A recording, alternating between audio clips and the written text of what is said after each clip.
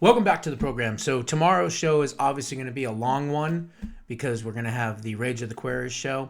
So I wanted to keep this one on the shorter side, but I wanted to just update you all on what happens next. Obviously, we have secured the 50th vote, which means that with J.D. Vance, we can advance this through a talking filibuster. So what I want to play for you is Senator Mike Lee, who I believe at some point in the very near future will likely be a Supreme Court justice at some point if there's a retirement or something. He's been eyeing for that position for 6, 7, 8 years, and I think he would do a fantastic job. But anyway, this is Senator Mike Lee taking the lead because a lot of people are asking me, or asking so many other people, okay, what happens now? What happens next? So let's have him fill you all in. All right, so I'm getting a lot of questions. What's next now that we've got enough votes to get past a motion to proceed to the House-passed version of the Save America Act? We've got to put all of our efforts, encourage everyone who will listen to you. The Senate needs to invoke the talking filibuster, to enforce the talking filibuster. If senators want to debate this, if they want to filibuster it, make them work for it. Make them stand up, make them speak. If we do it this way, we can continue this progress, and I think we can get this thing done. Look, There it is. We can get this thing done. So wanted to play that for you. Now, real quick, a couple things. We may not even need Vice President J.D. Vance because I am hearing, although it's rumor at this point, that when the vote actually happens, we could have a bipartisan SAVE Act. That's right. John Fetterman is leaning towards supporting this legislation as well. So the left can no longer say if he signs on to this, well, this was only the Republicans and that. No.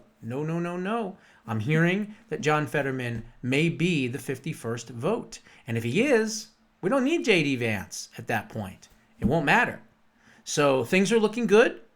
And, we'll see what happens. But basically what happens is the next step is we have to basically have them invoke the talking filibuster. And I did some research. There are 3 Democrat senators over the age of 80. There are 7 Democrat senators over the age of 70. And the average age of the Senate Democrats is 65 years and 8 months. So how long you think they're going to be standing? How long you think they're going to be jabbering and talking? Probably not very long. Now, is Cory Bathhouse Booker going to pull another marathon? Well, it's certainly a possibility, but I don't think the rest of them are going to do anything at all because they're too old, they're too frail, they can't stand up that long. Remember, you can't sit.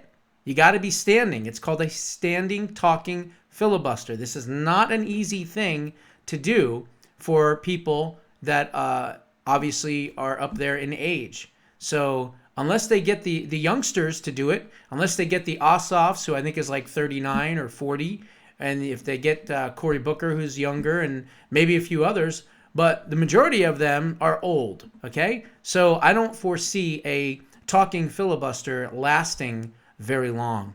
But again, we got to get there first.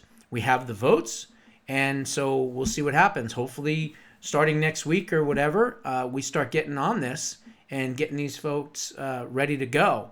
And the thing is, from what I understand, is that they don't necessarily want to announce it because once they do, then the left will have an idea of when it's going to be. So what they want to do is they want to basically get cloture. They want to get the votes, which they have already, and then say, probably sometime next week, I would assume, okay, we are enacting the talking filibuster to pass the SAVE Act. Once that happens, then you have the filibuster. Then you have these idiots screaming and doing speeches and standing up and banging on tables and whatever it might be. But the second they stop talking or they can't rotate the next person in, guess what? You start voting right at that point. So it's kind of like, I don't know. It's kind of like driving, knowing that you're going to crash, and you're in the car first, and you can see what's going to happen, and eventually you're going to crash, right? It's kind of like that. So it's going to be a train wreck whenever it is, and we'll get this thing done. And that's what we have to continue to focus our attention on.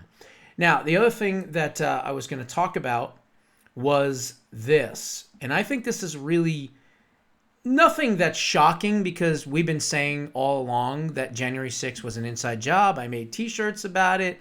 I say all the time that November 3rd, 2020 was the actual real insurrection. January 6th, 2021 was the cover-up of that insurrection. We know now Chris Wray had at least 300 FBI agents in the field. Well, now we're finding out through undisclosed documents that were just released, guess what? Not only was it all set up, but it was actually a dry run, and they did it months and months and months before the election.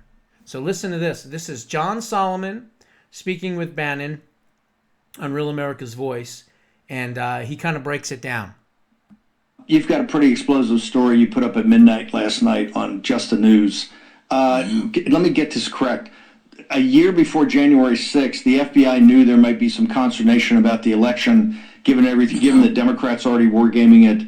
They thought this thing through, and they actually had plans specifically for January 6th, sir? Yeah, they did. They had a tabletop exercise that they ran in Boston in August of 2020, 5 months before January 6th occurred. The memos, which Kash Patel just turned over to Congress, he just found them recently, turned them over to Congress at the request of Chairman Barry Loudermilk, who's in charge of the J6 investigation now in the House, show that the FBI knew there was a strong possibility of a hanging election or a contested election, that both sides appeared to be agitated and likely could carry out that agitation to the point of violence. And they even devised very specific strategies. And one of them is to embed informants inside the groups where the most likely political violence or political agitation might occur. That is something that the FBI did. We had 24 informants on the ground on the morning of January 6th. The second thing they recommended was mass prosecutions, even for the most minor of crimes. Exactly what the FBI did after January 6th. Now, there are two big things about that strategy. It's pretty clear the strategy was hatched months before, and that's what they carried out. It's not the strategy they used for the political violence that BLM and the far left conducted all throughout the summer and fall of 2020. No, they let that go. They let that violence go. They had no problem with that violence. They were just gaming and game planning for conservatives that are peaceful, that are coming into Washington, D.C. So a very clear double standard. The second thing is they did embed informants in a lot of groups, including left and right groups, Antifa and right-wing groups, and they got lots of intelligence suggesting a bad episode would occur. We now know from Chairman Barry Loudermilk that while those warnings were very strong from the informants, the preparations and the warnings from the FBI to their brethren in the Capitol in Washington, D.C. did not exist. They didn't pass on the warnings from the informants. So two failed examples of the Chris Wray era of the FBI. Knowing something was going to happen, implementing a strategy that hurt conservatives but not liberals, and not warning the people who could actually prevent the violence from occurring. That is the legacy of the Chris Wray FBI. It's what we now have out in open. These documents are now out there for everybody to see. Pretty stunning, though maybe not so stunning given what we've learned about the FBI. Is there any part of this that shows that they briefed, that Bill Barr and Chris Wray briefed the President of the United States, or briefed his staff, or briefed senior people at the White House after the tabletop exercise and after they came up with a plan of how to get informants? Is there any evidence at all that people that should have known about this were actually informed about it? No, it doesn't look like the Attorney General knew, Bill Barr, or the brass, at least not as of now. There's no documentation showing that. There's no mention of it in the documents even suggesting that we alert the Attorney General or the Homeland Security Department or the Capitol Police or the... So this was a rogue FBI basically not allowing the Trump administration at the time and the Attorney General and the Department of Justice to know anything about it. This was a rogue FBI in satellite offices that set up the entire January 6th. Washington, D.C. Metropolitan Police. So it looks like the insular sort of pillared FBI existed again. These are the same diseases that affected the FBI before 9/11, and you're starting to see the same thing. You plan for something, you don't create the scenario where that planning actually results in success, it results in failure, and the American people are the big loser. January 6th was a preventable attack, as was 9/11. We now know that from the 9/11 report. The parallels between the two are really, really remarkable. And I think the Chris Wray era, a lot of people talk about the James Comey era. There's plenty of reason to talk about James Comey, but he was a much shorter-termed FBI director. Chris Wray was a much more consequential, longer FBI director, and perhaps caused more harm to the institution and to security in America and to law and order in America. He went after Catholics. He went after school parents. He went after FBI agents if they were pro-Trump or pro-Second Amendment. And he had all the goods to prepare and stop a January 6th crisis, but instead failed to do so. Senator John Thune in the Senate. So there you go. There you have it. So we already knew that this was a setup. Now the documents can prove that it was a setup. They did a dry run. They basically said beforehand that there's going to be violence. We don't know where it's going to be, but let's just make sure that we do a dry run. And then we'll make sure that we ignore the left. We'll ignore Antifa. We'll ignore all of the BLM idiots, all that. And we'll just concentrate on the right and conservatives that have always been known to be much more peaceful than those on the left. And then what we'll do is we'll embed these officers in there. We'll agitate them by throwing, smoke bombs and canisters on them and irritating them so that things happen. And then we'll entrap them by opening up the doors to allow them into the Capitol. They'll be walking around the Capitol, and we'll get them for violent entry. We'll get them for disturbing a judicial proceeding. We'll shoot one of them in the neck. We'll drag another woman to her death. Yeah, these are the things that they did. They did all of this on purpose, and they did it not because they were worried about violence, I don't think.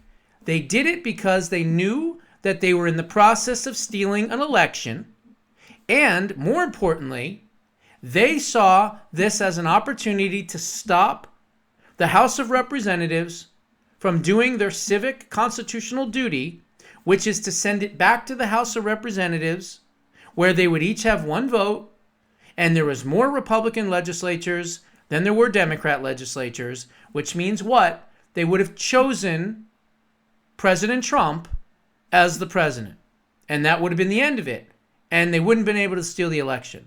But nope, they needed a backup plan. The backup plan all along was to embed 300 to 400 agents. There were so many agents in the crowd that when asked, they said, we don't know how many are in the crowd, okay? So Christopher Wray said at one point during testimony that there was at least 300.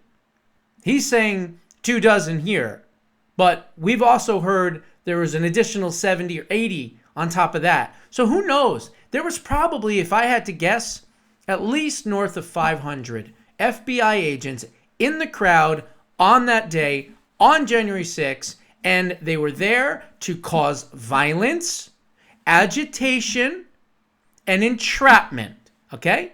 That's what this whole thing was about. Now, let me end with this. We know that they raided Georgia, and they said, and they admitted that there was 312,000 votes that were counted improperly. That came from the Fulton County people alone, so we've already heard that. But now they also seized all those documents. Granted, there were some missing, which is, terrible. What happened to those missing documents? But we've got documentation. We have video surveillance documentation, all of it. Now, the next one that's going to be raided in probably a week or so is going to be Maricopa County, Arizona. Now, I know for a fact that there is video surveillance evidence of them plugging in the machines and changing votes. How do I know that? Because my wife and I went down to the audit and we sat there when they were giving the results, and there were audible gasps between me, my wife, and everybody in the place, okay? So you've got that. You've got Sharpiegate. Let's not forget the gentleman that I actually talked to and met who jumped into the dumpster and found all those shredded documents and all those shredded ballots in big bags. They have access to all that.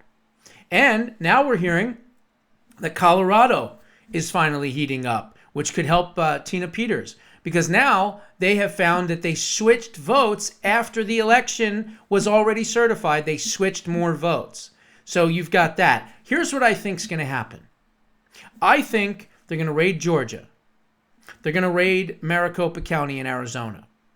They're probably going to have to raid Michigan, Pennsylvania, Wisconsin, Nevada, and maybe North Carolina, and maybe even New Hampshire. I don't know. But I think that's what they're going to do. I think they're going to raid all of these swing states, and they're going to gather all this information, and it's going to take time, and everyone's going to be impatient, and when are they going to be held accountable, and this and that, right? And I think sometime in the beginning of 2027, I think there's going to be a major criminal conspiracy indictment on the 2020 election. That's just my guess at the timeline, okay? Because if they're going to raid all of these different states, they're doing something right, which means that they're gathering this information. Now, we may not like the speed at which they're doing it, but at least they're doing it. So, keep positive. There's a lot of great things happening. The number one focus now has got to be on getting the SAVE Act not just passed, but signed into law. That is the number one important hurdle for this country and for these midterms, point blank. And that's what we have to focus on. Those are my thoughts. What are yours? Put them down in the comments below. I'll see you in the next one.